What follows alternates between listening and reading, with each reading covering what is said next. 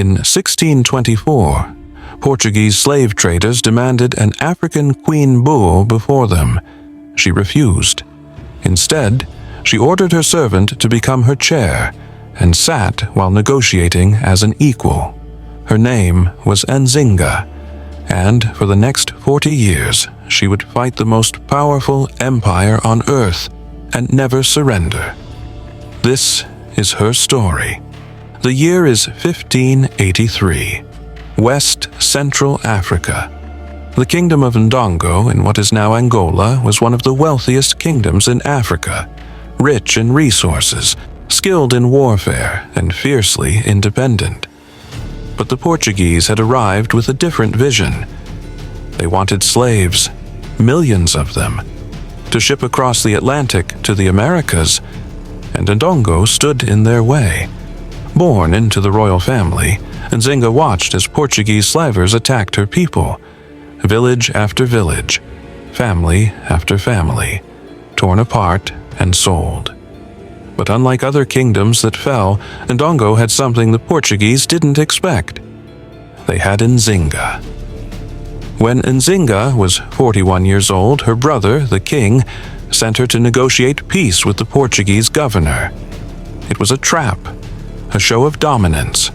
The Portuguese provided only one chair in the room. For the governor, Nzinga was expected to sit on the floor to show submission, but Nzinga didn't flinch. She looked at her servant, gestured downward, and the woman immediately knelt on all fours. Nzinga sat on her back as if it were a throne and negotiated as an equal. The Portuguese were stunned. She negotiated a treaty. Portugal would leave Ndongo alone. They signed it. But the Portuguese broke their promise. The war continued. When her brother died under suspicious circumstances, Nzinga seized power. In 1624, she became queen. But not everyone accepted a female ruler. So Nzinga did something unprecedented.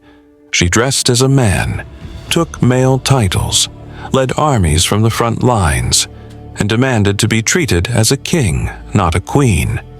She formed alliances with rival kingdoms. She recruited escaped slaves into her army.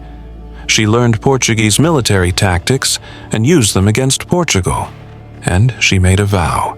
No Portuguese slave trader would take her people. Not while she lived. The war that followed would last 40 years. Nzinga was a military genius. She used guerrilla warfare, hit-and-run tactics, ambushes. She moved her capital repeatedly so the Portuguese could never find it. She allied with the Dutch when they fought Portugal. When the Dutch lost, she allied with rebel Portuguese factions. She turned enemies into allies. She freed enslaved people and trained them as soldiers. Her army grew. The Portuguese sent army after army. They all failed.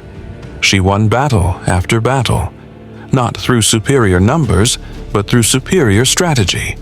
For 40 years she fought, never surrendering, never bowing. Portugal, the most powerful empire on earth, could not defeat one African queen. But victory came at a cost. Thousands died in the wars. Villages were destroyed. Families torn apart. Nzinga aged, from a young woman in her 40s to an elderly warrior in her 80s. The Portuguese never stopped coming. More slave ships, more soldiers, more raids. But neither did Nzinga. She fought until her body could no longer fight. In 1663, at the age of 81, Queen Nzinga died. She had fought for 40 years, never surrendered, never bowed. But what happened to her kingdom? After Nzinga's death, her kingdom eventually fell to Portuguese control. The slave trade she fought against continued. For another 200 years, millions of Africans were enslaved and shipped across the Atlantic. Portugal got what it wanted. But Nzinga's legacy lived on. She proved that African kingdoms could resist European empires. She showed that one determined leader could hold off a superpower for decades. she inspired future generations of resistance fighters, from Haiti to Brazil to Angola itself, where her name became a symbol of defiance. When Angola finally won independence from Portugal in 1975, more than 300 years after Nzinga's death, they honored her memory. Streets, schools, and monuments bear her name. She is remembered not as a queen who surrendered, but as a warrior who never stopped fighting. The Portuguese tried to erase her from history. They wrote her out of their records, called her a rebel, a troublemaker. But the people of Angola never forgot. Queen Nzinga remains one of Africa's greatest leaders, a military genius, a diplomatic mastermind, a symbol of resistance. She showed the world that Africa would not bow. Not then, not ever. What other stories has history tried to bury?